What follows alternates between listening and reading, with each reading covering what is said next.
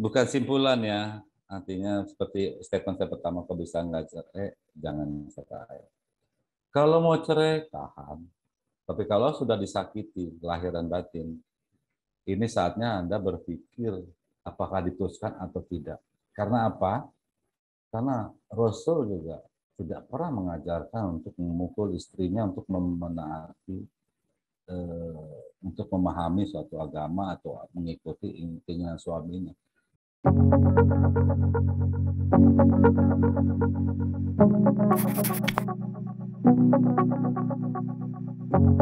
Hai teman-teman, ini Tania dari Podcast Janda Bercanda. Selamat datang dan kembali ke Podcast Janda Bercanda. Untuk yang baru mendengarkan Podcast Janda Bercanda, ini adalah channel khusus untuk para janda, untuk hal-hal yang berhubungan dengan mental health, personal development, single parenting, female entrepreneurship, dan segala macamnya lainnya. Oke, welcome to the podcast, Pak Ade Harahap. Pak Ade ini teman dan pengacara saya nih. Ya Pak Ade ya? Iya, sebetulnya Bu Tania, terima kasih. ini fakta loh. Kalau bukan karena Pak Ade nggak ada podcast Janda Bercanda. Ya kan Pak Ade? Bisa aja. Iya karena nggak Bisa janda aja. jadi nanti. Kebetulan. Iya dong. Karena kalau nggak ada pengacara perceraian sampai perceraiannya tuntas nggak ada janda kan jadinya nggak janda bercanda artinya. Janda meratap nanti kalau nggak Ya, adanya. kebetulan. Sebenarnya Nah, saya pertanyaannya satu nih mungkin yang ada di benak mungkin ya. pengikutnya para followersnya dari Janda Bercanda. Ini mungkin ada yang dengerin ya Pak Ade nih dan Ya. mereka belum cerai. Mereka tuh janda on the way. Hampir bercerai tapi belum. Nah ya. Nah, mungkin mereka pengen tahu kalau bedanya bercerai tanpa pengacara tuh seperti apa.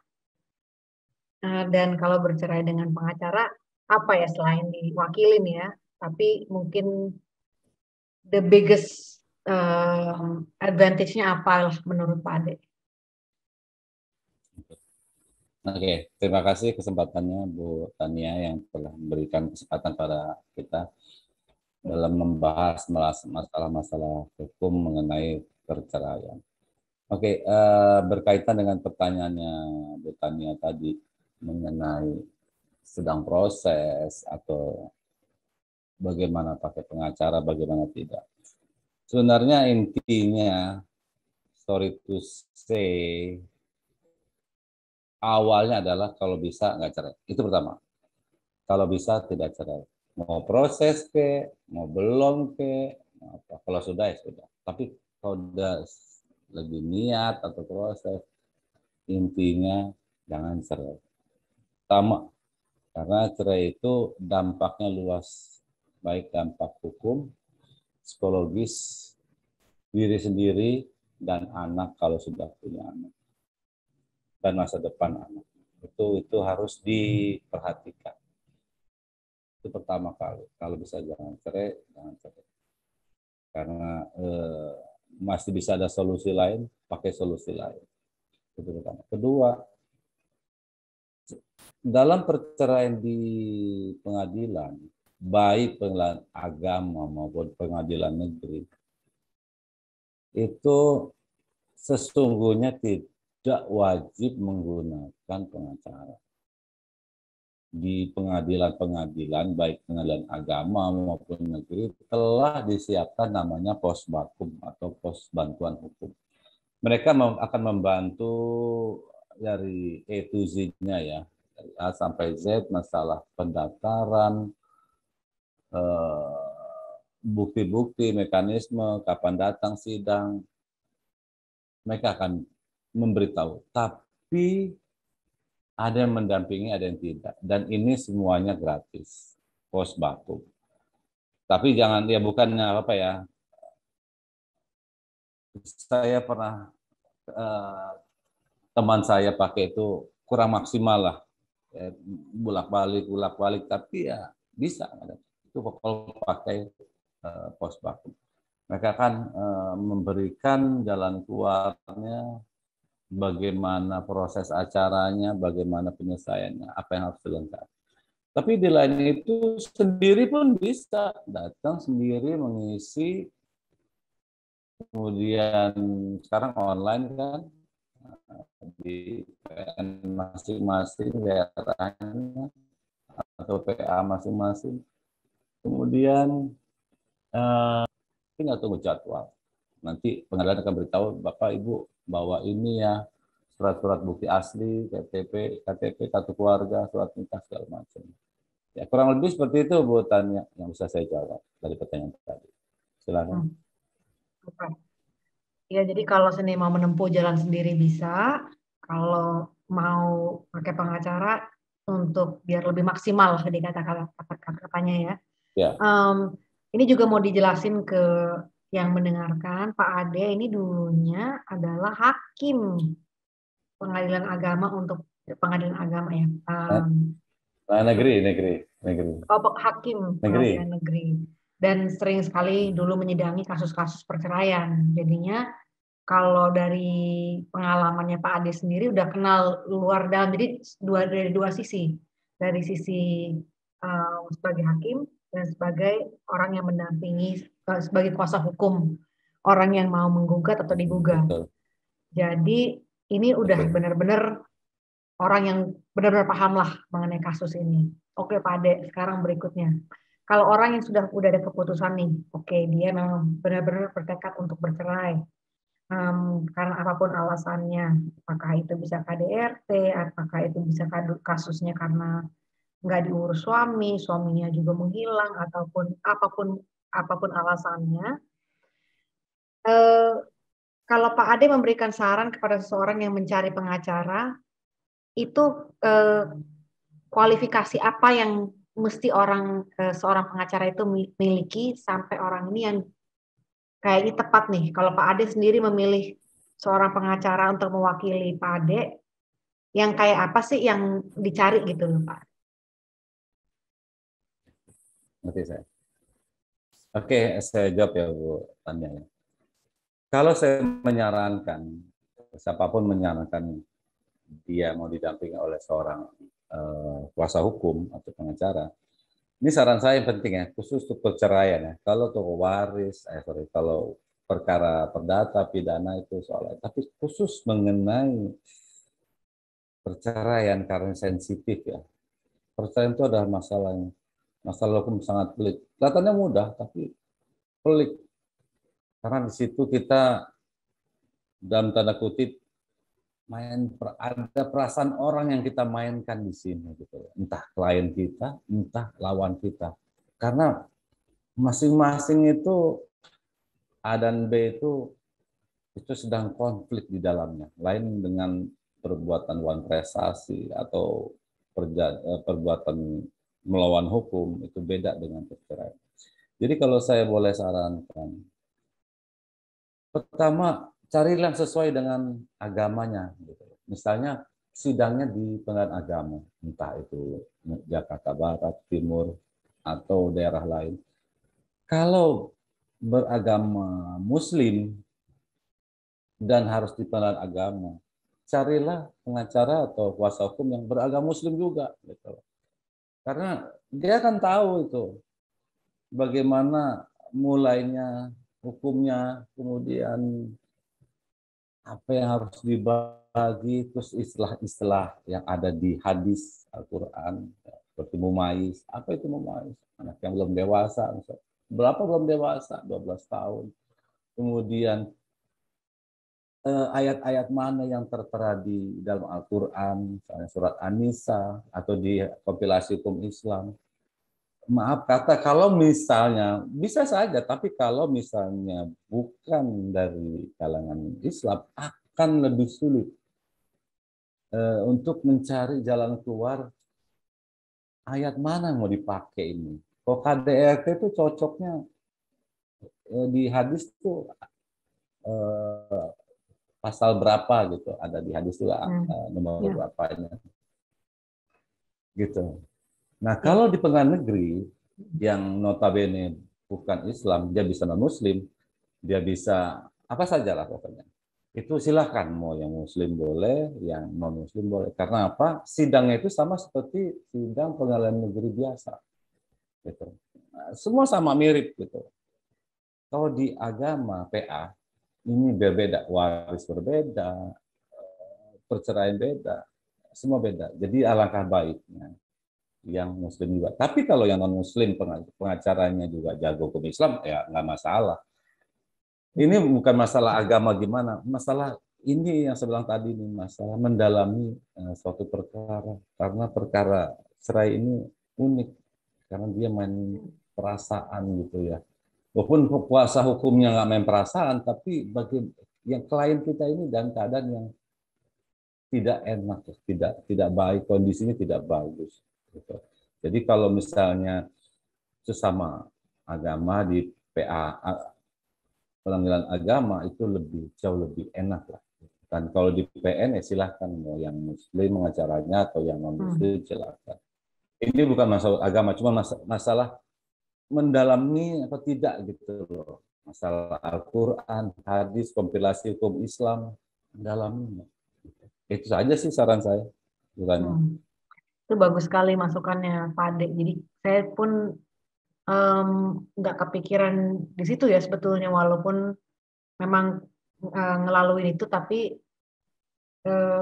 kalau saya merasa apa yang eh, bekerja masalah adalah masalah jodoh-jodohan nih kayaknya nih. Kayaknya kan kalau kita ketemu sama pengacara kadang-kadang selain mungkin kemarin waktu pengalaman saya itu memang pengacara yang saya ketemu itu memang sudah agamanya Islam. Jadi yang ketemunya nggak ketemu sama yang bukan non Muslim. Tapi dari beberapa yang saya ketemu itu sama ketemu Pak Ade adalah mau cari yang gimana rasanya kita bisa ada connection-nya, karena kan ini kita nanti akan berbagi untuk membuka masalah-masalah pribadi rumah tangga saya gitu. Nah, jadi kita harus merasa juga ini orang yang kita share bisa memahamin, bisa ada rasa simpati, bisa ada rasa empati. Kalau menurut saya itu harus ada connection di situ ya, masalah Betul, betul sekali. kita bisa Nah, ini kerjasama nggak sensitif. nih gitu kayaknya. Kalau buat saya itu salah satu Betul. tambahan.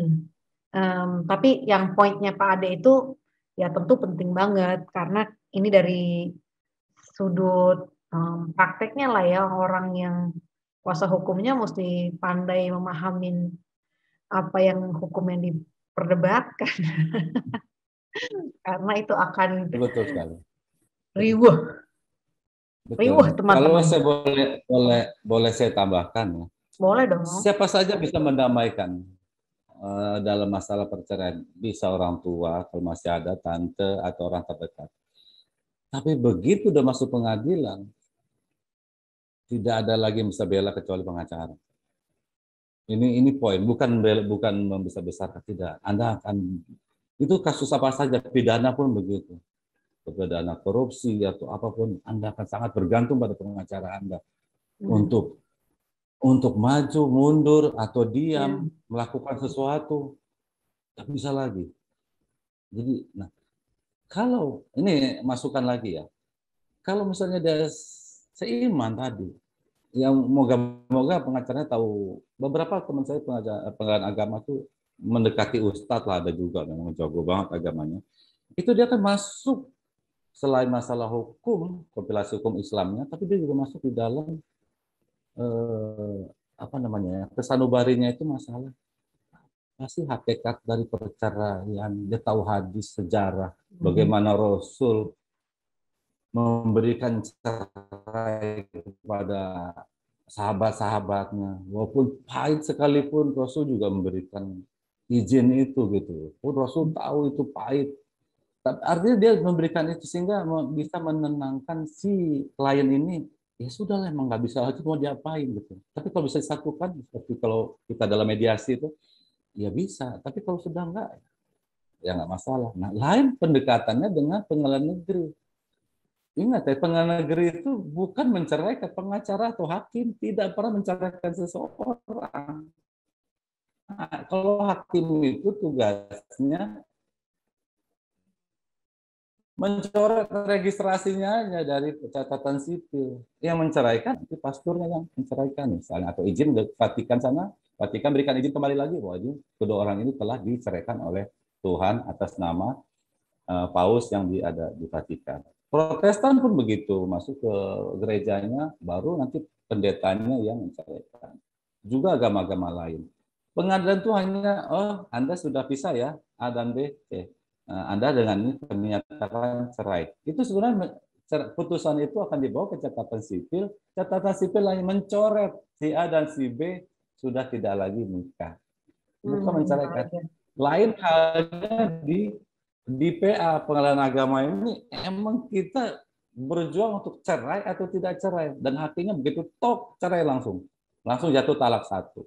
Ini ada perbedaan apa namanya beban di sini kalau kita mengalami atau membawa hal-hal seperti ini di masing-masing pengadilan. Begitu buatnya. Ya. Saya mau tambahkan, karena Pak Ade barusan ngomong seperti itu, saya mau nambahkan, banyak, saya suka lihat ada banyak pertanyaan di internet yang ditanyakan orang adalah, kalau istri ingin bercerai dari suami, ingin melaksanakan gugat tanpa persetujuan suami, bisa cerai atau tidak? Oke, sebenarnya gini, ada pertanyaan lagi kalau saya mau lebih dalam lagi ya, di samping pertanyaan berikutnya. Kenapa sih kalau perempuan masih gugat, kalau laki-laki hanya cukup talak misalnya? Kok ribet banget gitu. Laki-laki cukup, saya nyatakan teorinya ya, kalau laki-laki kan talak itu, saya menalak istri saya talak satu, walaupun prosesnya sama juga, ada proses pembuktian, saksi segala macam, tapi hanya cukup statement aja udah cukup. Tapi kok perempuan kok ribet gitu. Nah ini kita masuk ke dalam apa namanya, udah fikih ya, pelajaran fikih. Kenapa perempuan tuh sulit banget untuk cerai? Tadi Bu Tania nanya apa tadi? Bisakah istri menggugat cerai suami tanpa persetujuan suami? Jadinya dia bisa nggak mendapatkan gugat cerai? Bisa nggak dia bercerai sebetulnya? Ya, sebenarnya sesungguhnya Bisa. istri mengajukan cerai itu tidak pernah atau tidak perlu persetujuan suami. Tidak perlu. Hanya itu aja. Kok yang lain jual beli, dia pergi ke rumah, dia apalah segala sesuatu dilakukan di dunia ini harus seizin suami. Kalau cerai izin suami nggak bakal dikasih. Jadi ya, atau nggak umum lah ya, atau nggak umum. Dikecualikan, ya. Dikecualikan bahwa itu tidak perlu izin. Karena sudah dianggap maupun belum terjadi, hakim ini adalah sebagai quote unquote orang yang memutuskan, yang apa namanya, perwakilan ya dari Tuhan, dari apa, sudah langsung aja langsung masukin gugatan. Tapi dia tidak bisa statement talak, itu nggak boleh kalau perempuan. Oh gitu. Nggak masalah, nggak perlu izin suami, nggak perlu. Karena yang memutuskan nanti setelah mendengarkan kasus hakim, majelis hakim di pengadilan agama ya. Oke. Posisinya akan digantikan ya.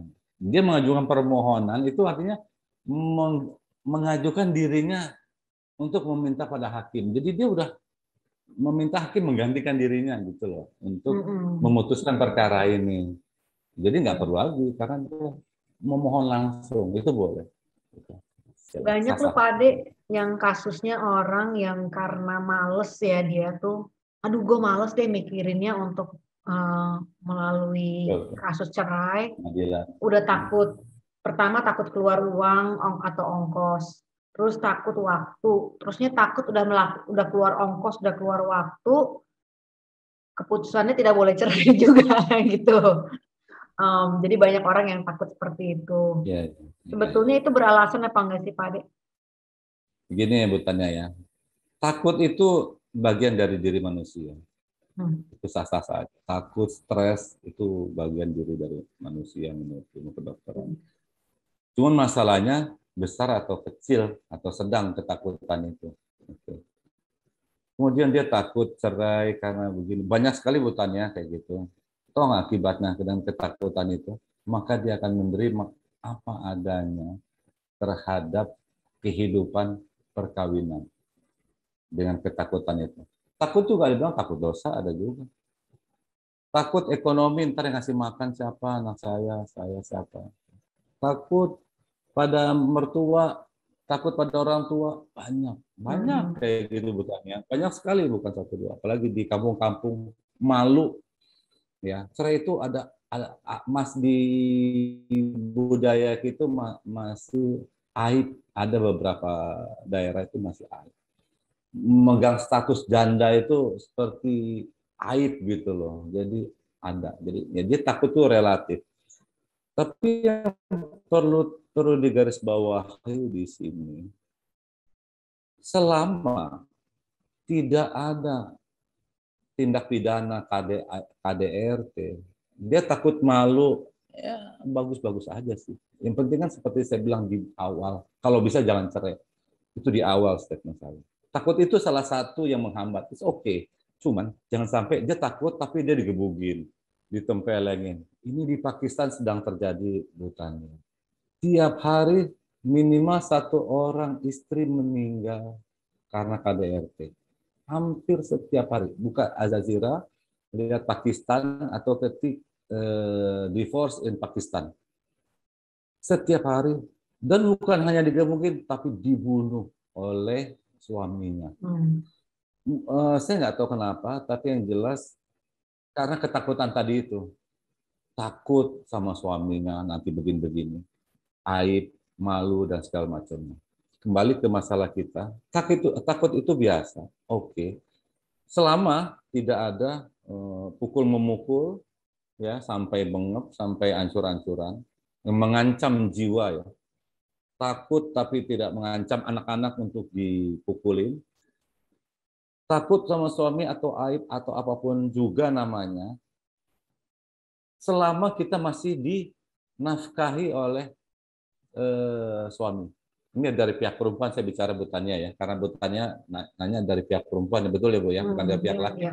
Karena laki-laki juga ada yang juga takut cerai juga, mau cerai tapi takut.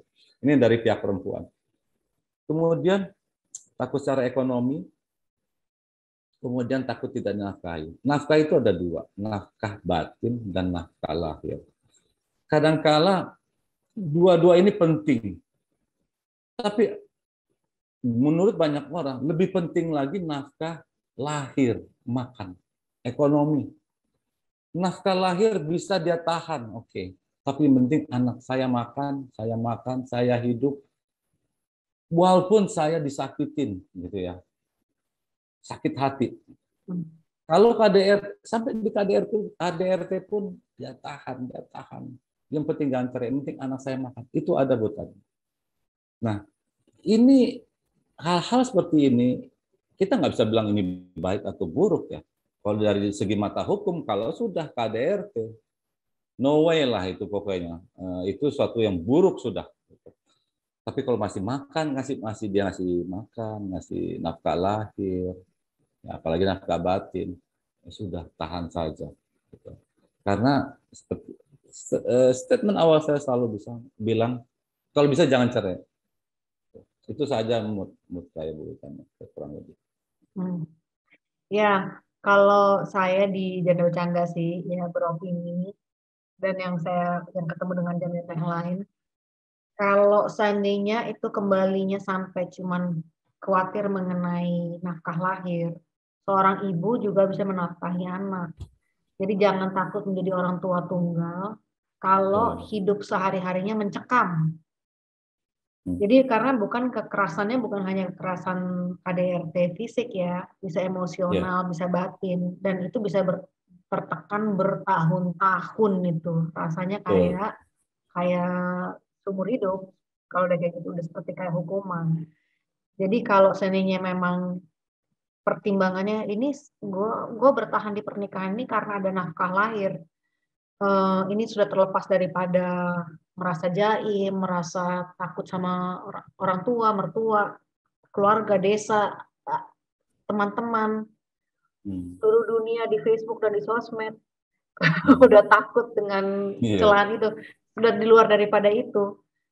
Cobalah itu yang dirubah, mencari nafkah lahirnya itu. Jadi memperdayakan diri untuk bisa, kalau itu yang menjadi pertimbangan ya Pak Ade ya. Kalau menurut saya betul sih sekali. Betul.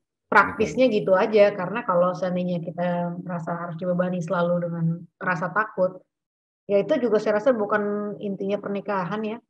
Nggak ada juga yang bilang orang harus berpasang-pasangan walaupun ketakutan. Nggak ada tuh kayak gitu. Udah, Ya udah. kan dalam kurungnya seperti itu. Saya rasa itu udah banyak banget nih Pak Ade nih kita butirannya, karena kalau kita ngomongin mengenai masalah cerai, apalagi kalau udah masalah kasus ya dari berbagai Udah dua banyak, hari, dua bisa hari 2 hari, malam. ya benar. Udah mini seri, udah dokumenter Netflix. Eh, Iya, banyak banyak. Kalau mau tanya mau baik kasus segala macamnya. Ini intermezzo aja buatannya ya. hmm, Saya sering ke Tangerang, hmm, di Jakarta sana di Kabupaten Tangerang. Saya sedang di sidang di sana itu banyak sekali perempuan sampai berdesak-desakan. Ini intermezzo ya, muda-muda semua. Pikir ada demo, tapi bukan.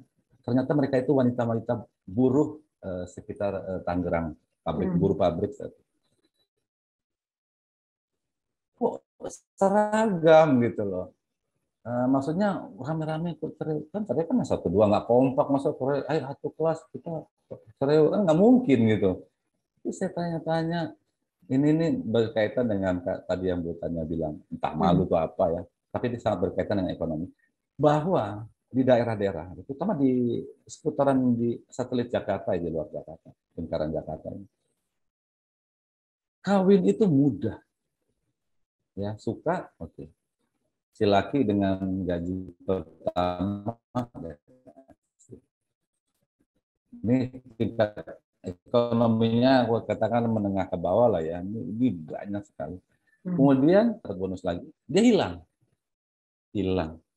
anaknya sudah ada bayi 3 bulan segala macam dia hilang dan ini banyak sekali tahu nggak dari mulai dia hamil sampai anaknya setahun 2 tahun itu disimpan buatannya yang buatannya bilang malu sekali itu dia simpan sampai akhirnya nggak muncul lagi laki dan dia kan harus ya nikah gitu loh. Perempuan kan kalau nggak diceraikan oleh hakim kan tidak boleh nikah lagi. Dia harus cerai dulu, kemudian masuk masa idahnya 3 kali menstruasi atau 3 bulan, baru dia bisa nikah lagi. Nah ini yang banyak terjadi yang berkaitan dengan Bu Tania tadi bilang malu tadi itu karena ada aib di kampungnya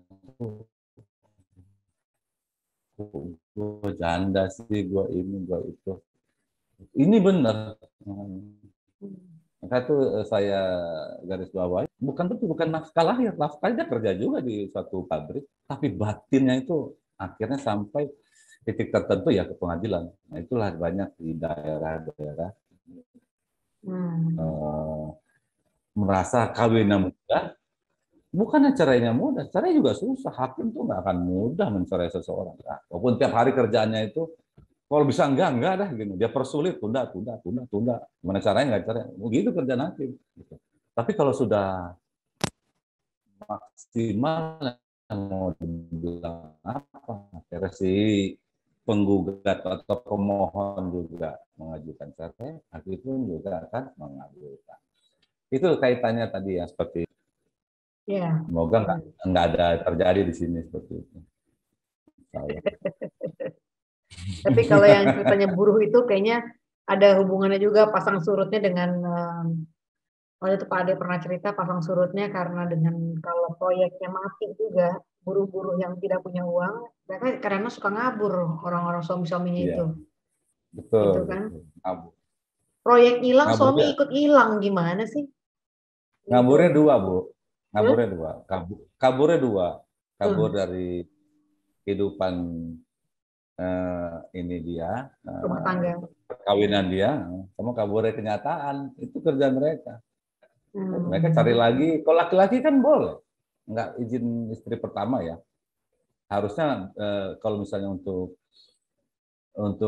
kawin siri aja kan nggak ada masalah. Tapi kalau kawin resmi harus ada izin ya. Tapi kalau kawin siri aja boleh laki-laki.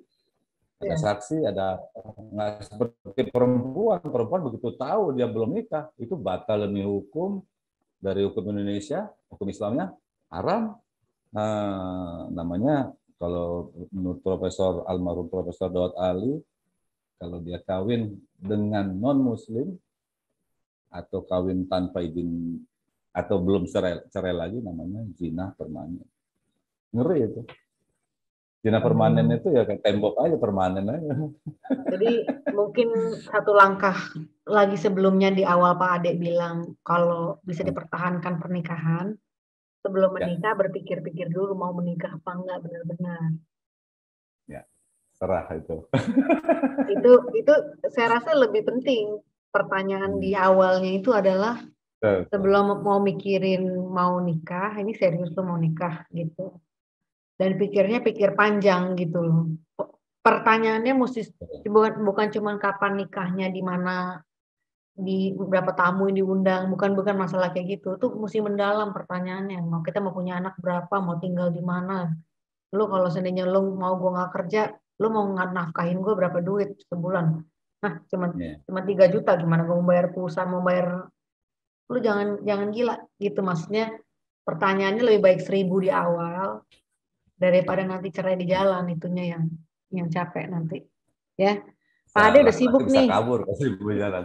Bisa, Pak Ade bisa. udah sibuk, Kalau jangan sibuk bertanya. semuanya kalian pada main kawin-kawin aja. Ya, Ini yang ya. sampai jadwalnya udah sampai pusing dia tuh, sampai ya, ya nggak bener nggak Saya apa-apa. saya ingat nih pertanyaannya waktu cerita-ceritanya. Ibu saya Apa? pernah bilang bahwa pernikahan itu adalah judi.